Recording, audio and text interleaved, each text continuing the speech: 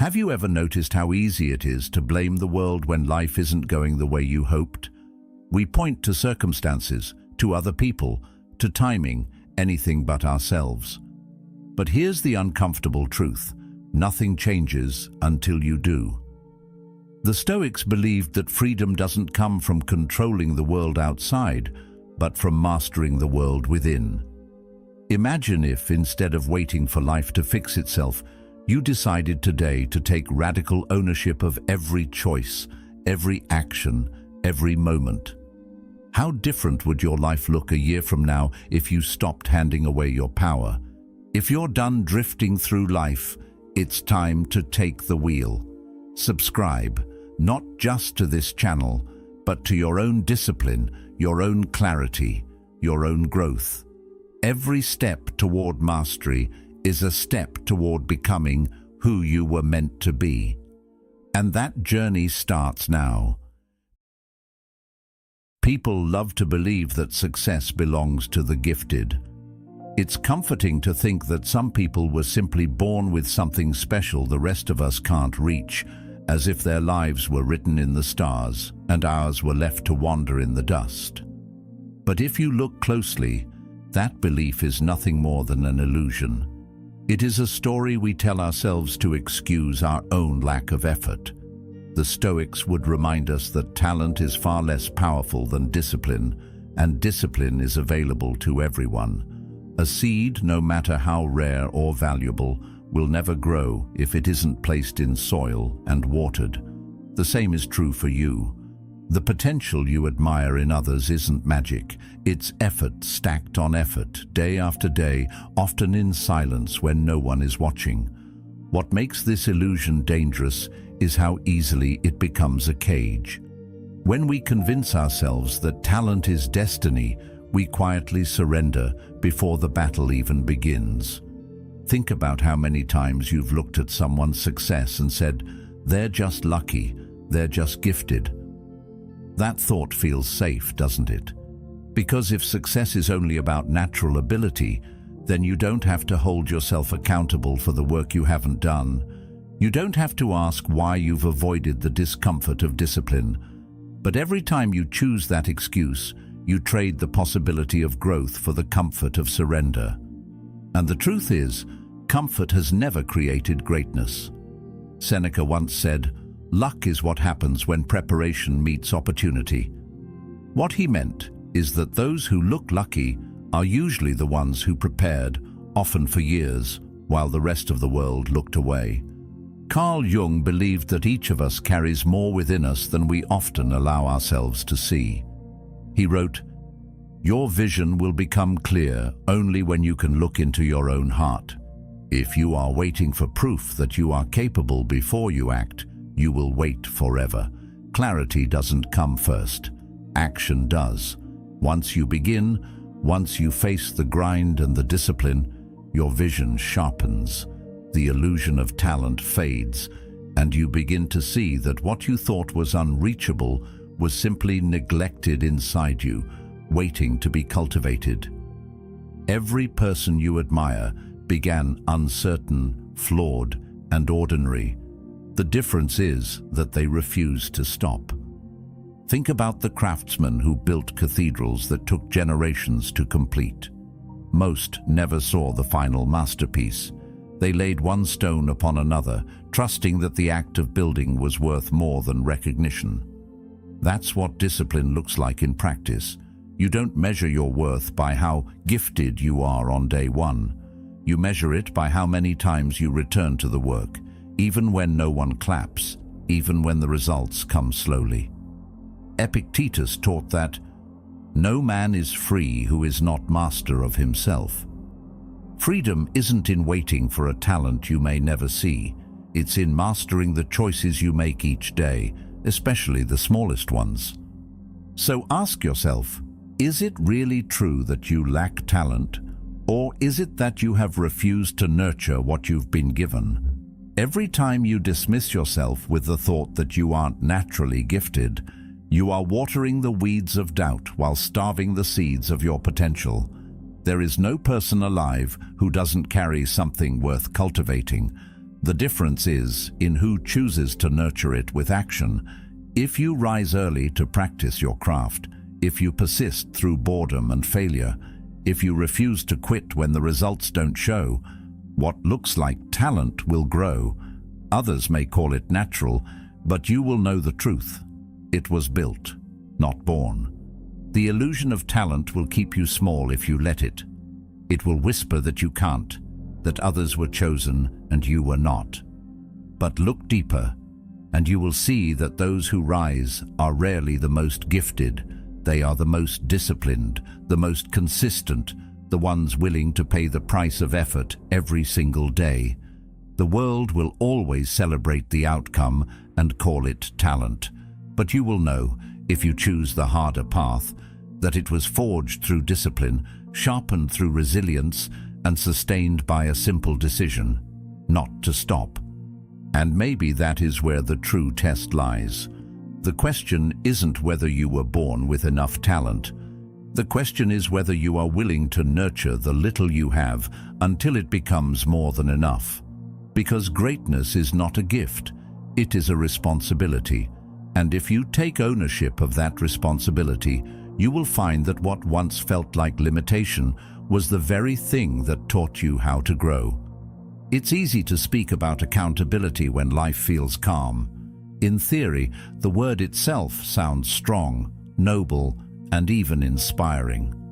But when the alarm rings before dawn, when the tasks of the day stretch endlessly before you, when nobody is there to watch or applaud, that's when the real weight of accountability reveals itself. In those quiet moments, the shine of the word fades, and what remains is the raw question of whether you will follow through on the promises you whispered to yourself in easier times. True accountability is not glamorous. It's not a motivational quote on a wall or a quick burst of energy after hearing a speech. It is the grind of showing up when it would be simpler not to, the discipline of carrying the load no one else can carry for you. That heaviness is why so many people talk about accountability but never really practice it. It feels uncomfortable because it strips away excuses. You can no longer say, "I didn't have time," or "I wasn't given the chance," when the mirror asks you plainly, "Did you do what you said you would do?" Marcus Aurelius captured it with sharp simplicity. Waste no more time arguing what a good man should be one. In the same way, waste no more time debating what accountability should look like. Either you act or you don't. Either you honor your word or you betray it. There is no middle ground. And yet, this weight is not meant to crush you. It is meant to strengthen you. Think about lifting heavy stones. At first, the strain feels unbearable. But over time, the very act of carrying builds the muscle that makes the next stone easier. Accountability works in the same way. Every small act of follow-through, whether it's finishing the workout you didn't want to start or sending the report you promised, builds a deeper trust in yourself. You begin to realize that your word has weight, and that realization is quietly life-changing. Because once you know you can depend on yourself, you stop waiting for permission from others. Still, there is a reason it feels so heavy. It demands more than action. It demands honesty. To be accountable means you cannot hide behind appearances. It means acknowledging where you fell short without disguise and choosing to try again. Seneca warned us that most men are not truly free because they live for the opinion of others. Accountability frees you from that trap. It forces you to care less about applause and more about integrity. Do you act because it's right, or only because someone is watching? That question cuts deeply because it forces you to examine your motives, and it is in that examination that real growth begins. Carl Jung once wrote, "Who looks outside dreams, who looks inside awakes." Accountability is the act of looking inside with unflinching eyes. It is the daily awakening to the fact that you are responsible for your actions, your choices, your time. This awakening can feel painful because it removes the comforting illusion that circumstances or other people are the reason for your stagnation. But at the same time, it gives you back your power.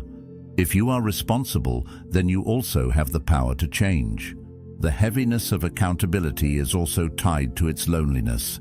When you stand accountable, you often stand alone. Others may not understand why you push yourself when no one demands it. They may not see the point of the quiet sacrifices, the hours spent in practice, the discipline maintained when it seems unnecessary. But that solitude is not weakness. It is the ground where character is formed. Socrates once said, "The unexamined life is not worth living." Accountability is examination in action. It is the process of constantly testing whether your choices align with the life you claim you want. And that process, while lonely, creates an unshakable foundation. Over time, accountability transforms from weight into freedom. At first, it feels like chains, binding you to commitments that no one else sees. But slowly, you realize those chains are made of your own discipline, and they hold together the structure of your life. Without them, everything collapses. With them, you can stand firm no matter how strong the storm. So when accountability feels heavy, remind yourself that heaviness is the point. You cannot grow strong without resistance. You cannot build trust in yourself without being tested.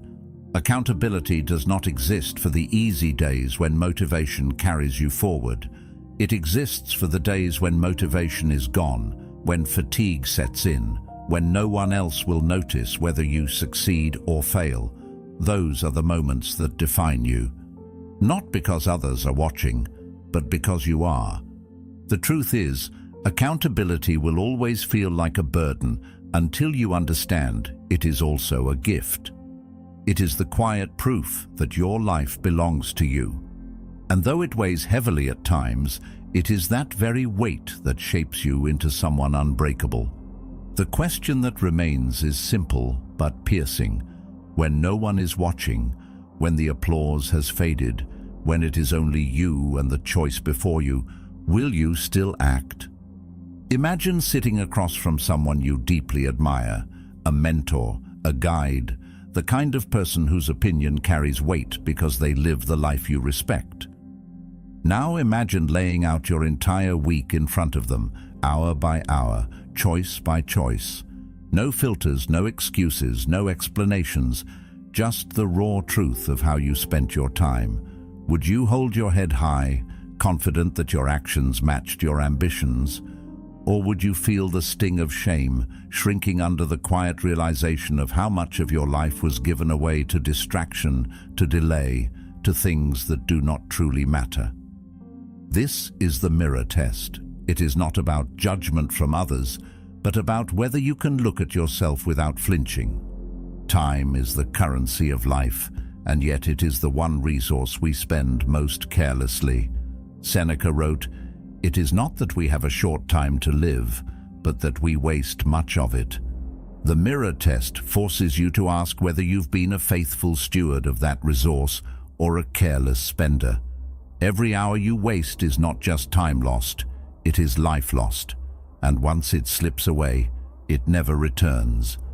Most people think of accountability as holding themselves to tasks or goals, but in reality, it begins much deeper. It begins with the recognition that your time is your life, and how you spend it reveals what you truly value. The unsettling part of the mirror test is that it doesn't let you hide behind your words. It doesn't care about your intentions or the promises you made to yourself. It only reflects what you actually did. If you said you wanted to get healthier but spent your evenings scrolling endlessly instead of moving your body, the mirror will not lie. If you said you wanted to build a business but your hours were poured into entertainment, the truth will be clear. Carl Jung once observed, "You are what you do, not what you say you'll do." That line cuts through all illusions. The mirror test is the place where your actions either align with your vision or expose the gap between who you claim to be and who you truly are. This is why the test feels so heavy. We are experts at justifying our choices to ourselves, bending the truth so we can feel comfortable. We tell ourselves that rest is deserved when it is really avoidance, that tomorrow will be different when tomorrow is only a repeat of yesterday. But the mirror does not accept excuses. It only reflects what is. And that reflection can either be a source of pride or a source of discomfort. Both are valuable because one encourages you to continue and the other forces you to change. Imagine for a moment that you had to explain every decision of your day to someone you deeply respect. Would you feel comfortable saying, "I spent 3 hours lost in meaningless distraction," or "I gave up when things got difficult"? The thought of that conversation is uncomfortable, but that discomfort is precisely the point. Epictetus taught, "First say to yourself what you would be, and then do what you have to do." The mirror test is nothing more than holding your life against that standard. Are you doing what you must to become who you claim you want to be? And yet, the mirror is not there to condemn you. It is there to awaken you. If you see wasted hours, that does not mean you are broken. It means you are being shown where to improve. It is a reminder that every day is a fresh chance to redirect your energy. Marcus Aurelius reminded himself constantly that his time was short and that every day could be his last. To him, this was not a reason for despair, but for urgency. To wake up and realize you have been careless with your hours is not the end. It is the beginning of change. This practice requires courage. It is not easy to see yourself clearly. Most people avoid it by keeping themselves endlessly distracted because silence and reflection bring uncomfortable truths. But it is in that silence that you find your direction. When you begin to take this test seriously, you realize how powerful it is. The hours you once wasted begin to weigh differently because you know you will face them later in the reflection. And slowly, you become more intentional. You begin to ask, if I had to justify this moment, would I feel proud or embarrassed? That simple shift can transform how you live, not because others are watching, but because you are. The mirror is always there, silent but unrelenting. So how much of your life do you let slip away unnoticed? That question is not meant to haunt you, but to remind you of the gift you've been given. Time is limited, fragile, and sacred. When you honor it, you honor yourself. The mirror test is heavy because it strips away illusion, but it is freeing because it gives you clarity. And with clarity comes strength. The strength to align who you are with who you want to be. Excuses are some of the most convincing lies we tell ourselves because they wear the mask of reason. I don't have time. I don't have support. I don't have the resources. On the surface, these statements sound rational, even responsible. But when you strip them down, they are all the same, an attempt to escape the weight of responsibility. They let us feel justified in doing less, while still holding on to the illusion that we wanted to do more. The problem is that excuses may protect our comfort in the short term, but they quietly steal the life we could have lived. Excuses are seductive because they shift the blame away from us. They allow us to imagine that the reason we're stuck has more to do with outside forces than with our own choices. But if you look closer, you'll see that they create a pattern of giving away your power. Every time you say, "I can't," because you hand over the control of your life to something outside yourself. And little by little, you stop believing you have the ability to shape your future. Marcus Aurelius reminded himself daily that you have power over your mind, not outside events. Realize this, and you will find strength. Excuses deny that truth. They convince you that the problem is always out there, when the real solution has always been in here. What makes excuses so dangerous is not just that they delay action, it's that they become part of your identity. The more you repeat them, the more you start to believe them. You convince yourself that you are too busy, too unsupported, too underprepared, and eventually you stop even questioning whether those things are true. You simply live by them as though they were laws written into your life. This is the subtle prison of excuses. You create the bars, you lock the door, and then you complain about being trapped. The truth is, everyone has reasons not to act. Everyone has obstacles, responsibilities, and moments of weakness. What separates those who grow from those who remain stuck is not the absence of obstacles, but the refusal to let excuses define them. Excuses also thrive in comparison. We look at others and say, they had better opportunities, they had more support, they started with more talent, and maybe some of that is true. But the Stoics would remind us that life is not about what you start with, but about what you do with what you have. Socrates taught that he who is not contented with what he has would not be contented with what he would like to have. In other words, if you are waiting for conditions to be perfect before you act, you will never begin. Excuses feed on this illusion of perfect timing, but there is no perfect moment. There is only now, and the choice to act or avoid. Think of the hours you have lost to excuses. How many dreams have you delayed because you told yourself the timing wasn't right? How many chances have slipped away because you convinced yourself you weren't ready? Every excuse feels harmless in the moment, but over time they pile up into regret. And regret is nothing more than the voice of accountability that was ignored for too long.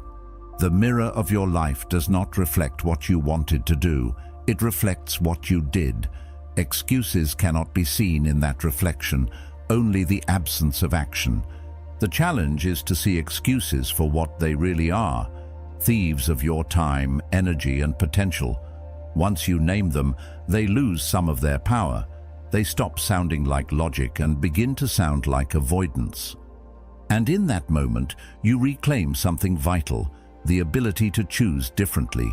It will never feel easy. Excuses will always whisper because they know the path of action is uncomfortable. But discomfort is not your enemy, it is your teacher. The Stoics embraced discomfort as a way to grow stronger, to test themselves, to prove that their character was not dependent on ease. When you stop listening to excuses, you begin to see obstacles not as reasons to quit, but as opportunities to rise. And slowly, the very weight that once held you back becomes the resistance that builds your strength. So the next time you hear yourself say, "I don't have time," or "I don't have support," pause and listen carefully. Ask yourself if those words are truth, or if they are simply fear in disguise. Remember that excuses, no matter how convincing, do not protect you. They rob you. They take from you the life you could have lived, the potential you could have realized, the future you could have built. And the moment you decide to stop believing them is the moment you take your power back. There is a subtle but crucial difference people often forget, one that can determine whether you move forward in life or stay stuck. That difference is between shame and disappointment. Shame whispers that you are broken, that something is wrong with you at your core, that you will never be enough. Disappointment, on the other hand, simply tells you that you fell short this time. Shame is heavy and paralyzing. Disappointment, though uncomfortable, can be the spark that fuels growth. And yet most of us confuse the two, punishing ourselves when we should be learning, drowning in self-pity when we should be adjusting our path. The Stoics would remind us that our mistakes are not proof of our worthlessness, but opportunities to refine our character. Marcus Aurelius wrote, "If you are distressed by anything external, the pain is not due to the thing itself, but to your estimate of it, and this you have the power to revoke at any moment." Shame takes a mistake and interprets it as proof of your inadequacy. Disappointment takes that same mistake and interprets it as a lesson. The event does not change. It is your judgment of it that determines whether you will crumble or grow stronger. Think of a child learning to walk. They fall, they stumble, they cry, but no one shames them for falling. The fall is not seen as proof that the child is broken. It is seen as proof that they are learning. And because they are not crushed by shame, they try again. In time, they walk, they run, they explore the world. Now consider how harshly we treat ourselves as adults. One failure, one missed opportunity, one rejection, and we collapse into shame, convincing ourselves that the fall means we are unworthy. But what if we looked at ourselves with the same patience we give to a child? What if we allowed disappointment to be the guide that pushes us forward instead of letting shame chain us to the ground?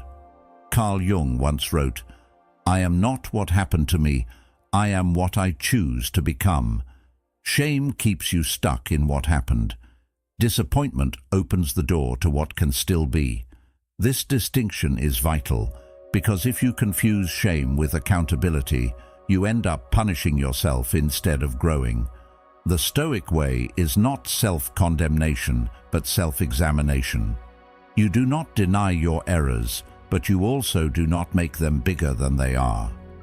You look at them clearly, ask what they reveal, and then decide what to do differently next time. Disappointment, in this way, is a form of hope. To be disappointed means you still care, that you still hold a vision for something better. Shame, however, robs you of that vision. It convinces you that no matter what you do, the outcome will be the same, and so you stop trying. Epictetus said, "It's not what happens to you, but how you react to it that matters." Shame locks your reaction in despair.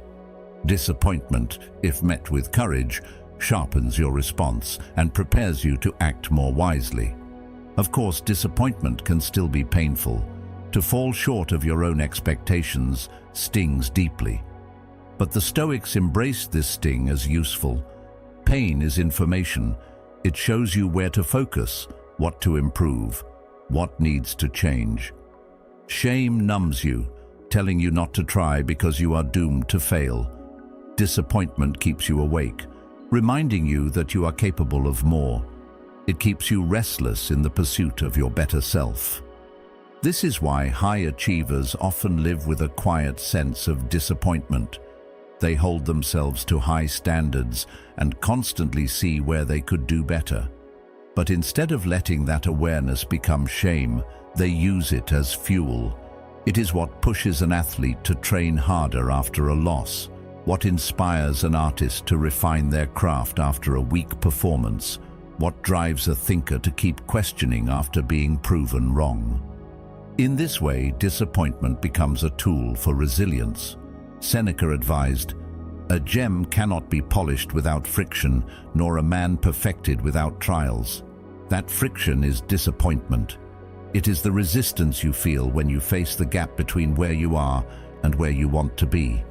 Shame tells you the gap cannot be crossed. Disappointment tells you the gap exists for a reason, so you can learn how to bridge it. Without friction, without falling short, without that ache of dissatisfaction, there is no refinement. There is only stagnation. So the next time you stumble, pause and ask yourself, am I drowning in shame, or am I sitting with disappointment? If you find yourself telling a story about being broken, unworthy, incapable, that is shame, and it will keep you trapped. But if you can feel the sting without building an identity around it, you give yourself permission to move forward. Disappointment says, "This is not the end. This is feedback. Adjust and try again." The difference is everything.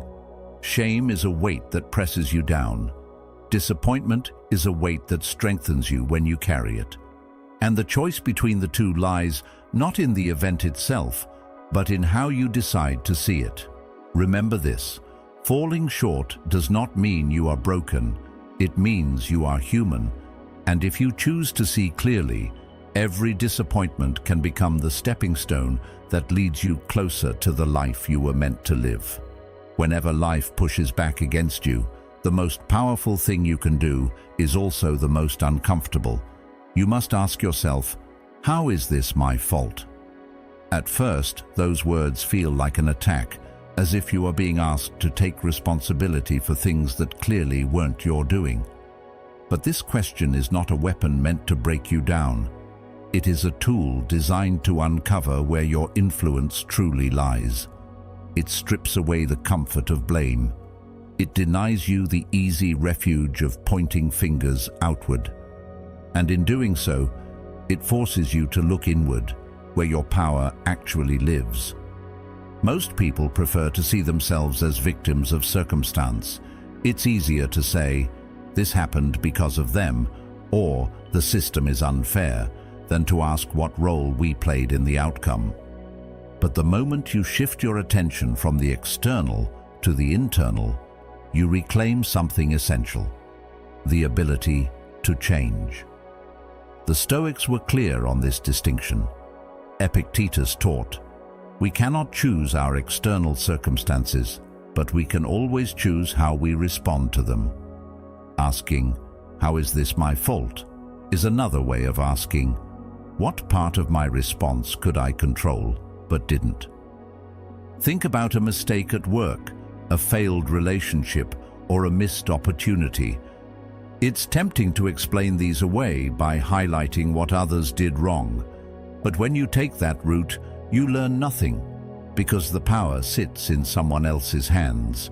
If instead you ask what you could have done differently, you begin to see possibilities. Maybe you didn't prepare as thoroughly as you could have. Maybe you avoided a hard conversation until it was too late. Maybe you ignored warning signs because you didn't want to face the discomfort. These realizations sting, but they also light the way forward. Blame only chains you. Responsibility unlocks the door to growth. Carl Jung once wrote, "Until you make the unconscious conscious, it will direct your life, and you will call it fate." When you refuse to ask hard questions, your blind spots run your life. You end up repeating the same mistakes and calling it bad luck. But when you ask, "How is this my fault?" you shine a light into those hidden places.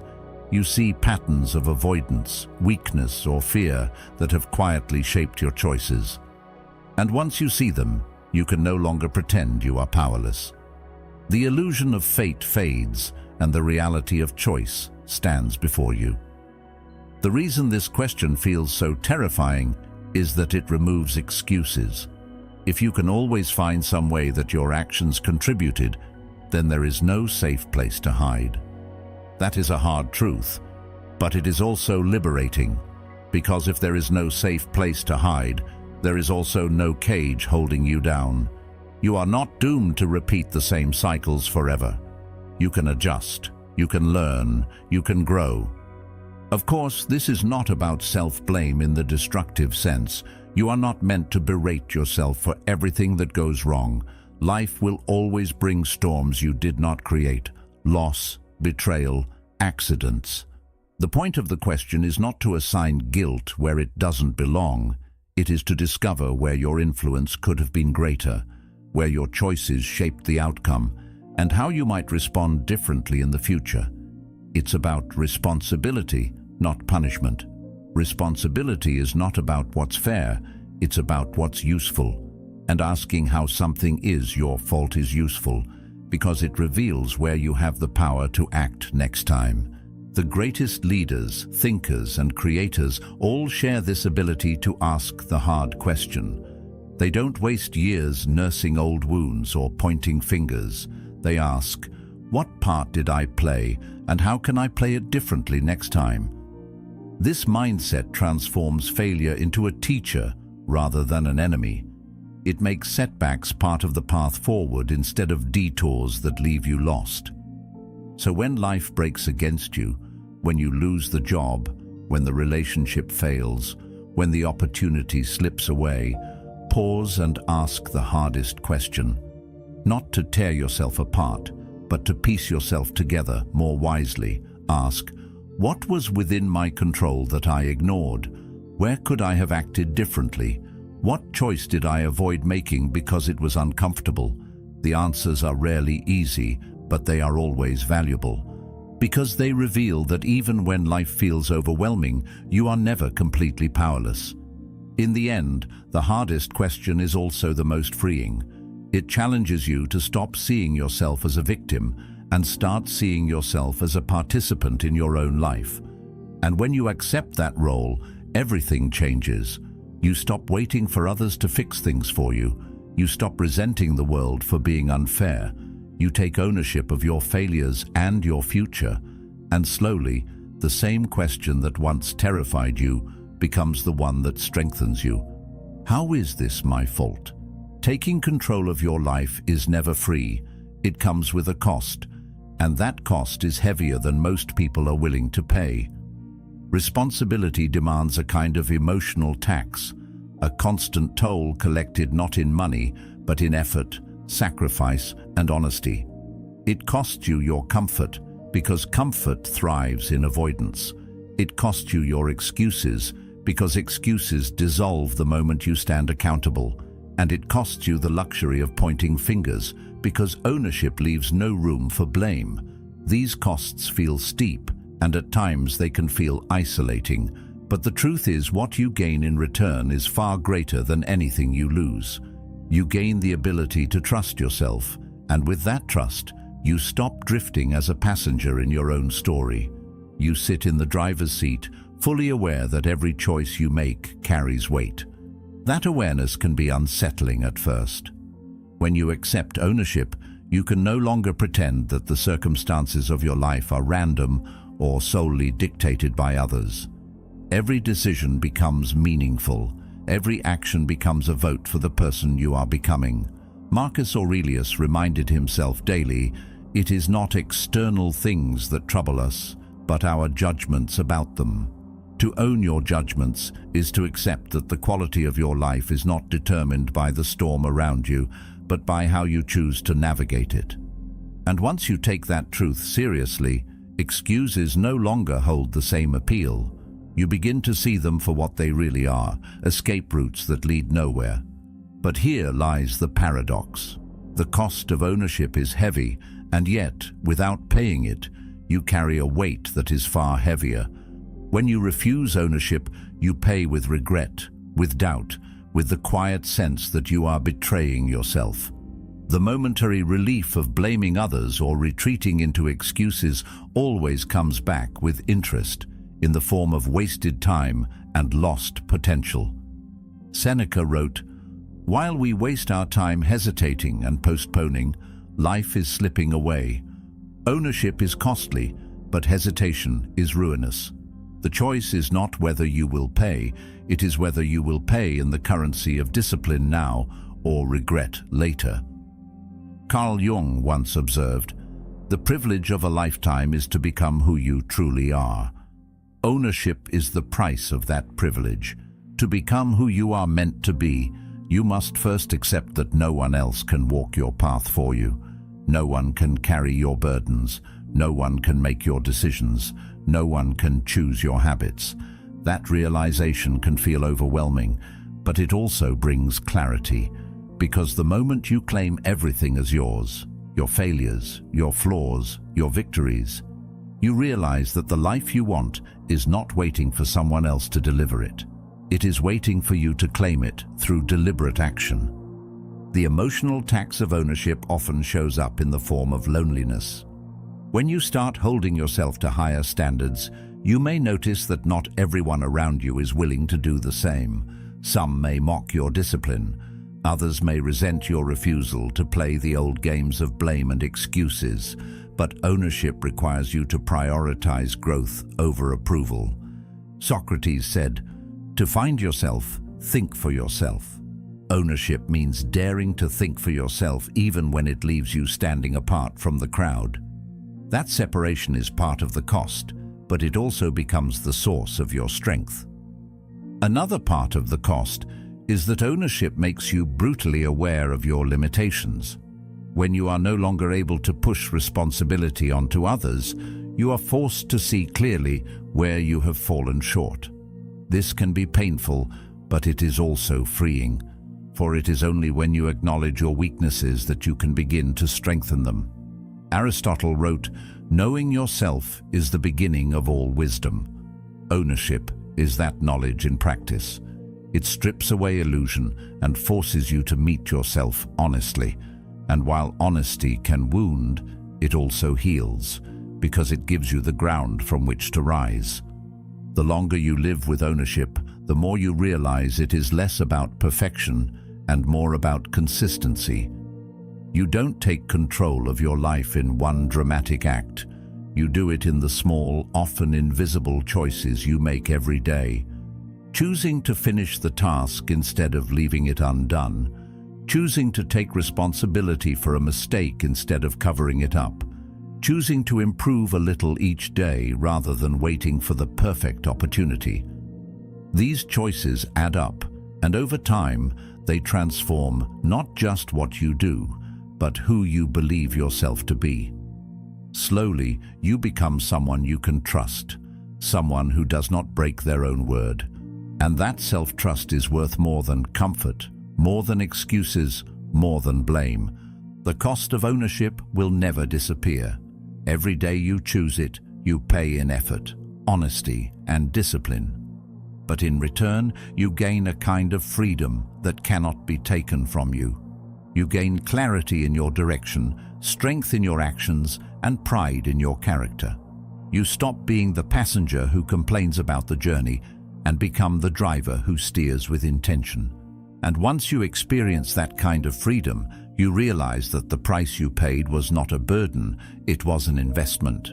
In the end, the real question is not whether ownership is costly, but whether you are willing to trade your comfort for your potential.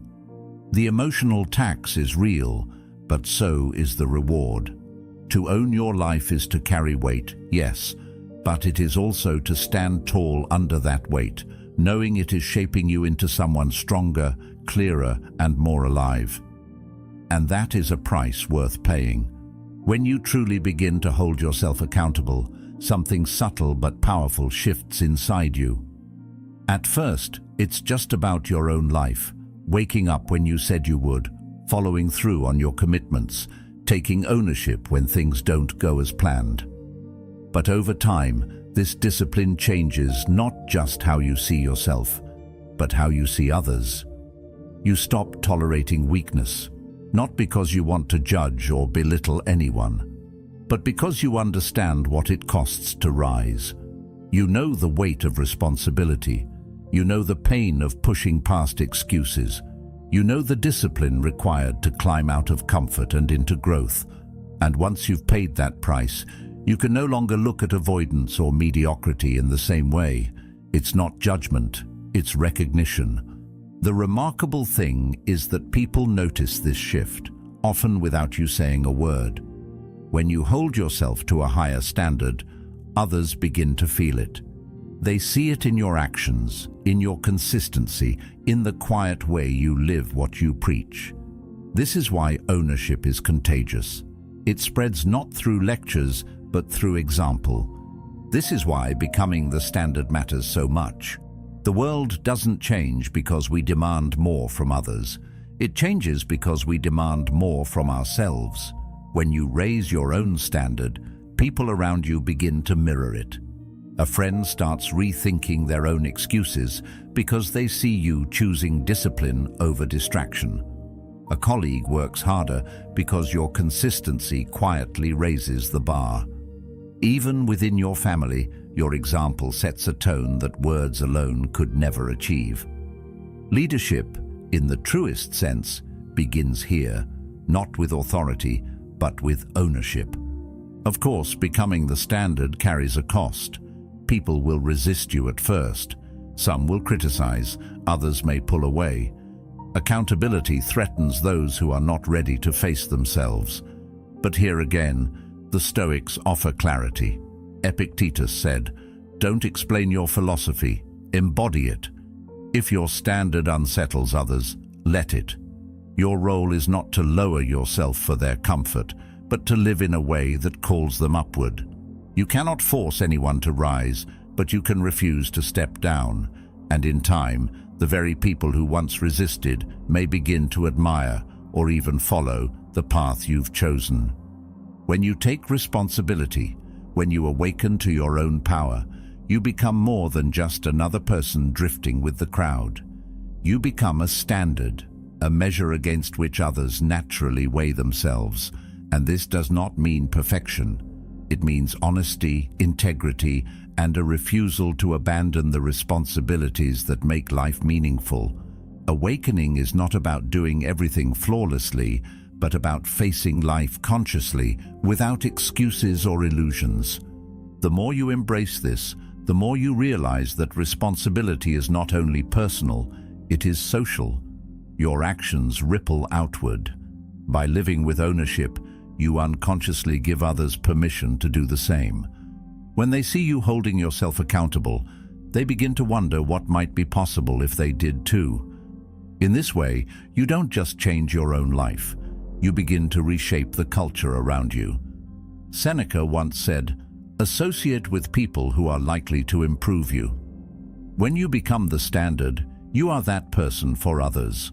You are the one whose presence lifts rather than drags down, whose example pushes rather than excuses. And yet, the work never ends. Becoming the standard isn't about reaching a point where you are beyond failure. It's about staying committed to the path, even when it is difficult, even when it feels lonely. The higher your standard, the more you will see your own shortcomings. But that is part of the process. It keeps you humble, it keeps you honest, and it keeps you moving. Aristotle once wrote, "We are what we repeatedly do." Excellence, then, is not an act, but a habit. Becoming the standard is not a single achievement. It is the habit of excellence, practiced day after day, in ways both small and great. In the end, this is the heart of ownership. It begins within you, but it doesn't stay there. It spreads into your work, your relationships, your community. It shapes the way others see themselves, often without them even realizing it. If you want a better world, it starts with you. Not with speeches, not with demands, but with the quiet, consistent choice to live at a higher level, to hold yourself accountable when no one is watching, to awaken to your own responsibility, and by doing so, awaken others. Becoming the standard is not about being above anyone else. It's about being deeply aligned with yourself. It's about living in such a way that your actions speak louder than your words, and your presence calls others toward their own higher potential. Ownership begins with one person, but once it takes root, it never stays there. It spreads, it inspires, and in time, it transforms. In the end, everything comes down to this. Your life is shaped not by what happens to you, but by the ownership you choose to take. The moment you stop making excuses and start carrying your own weight, you reclaim your power. That choice is not easy, but it is the only path to freedom, clarity, and strength. So let today be the day you rise to your own standard. If this message spoke to you, keep going.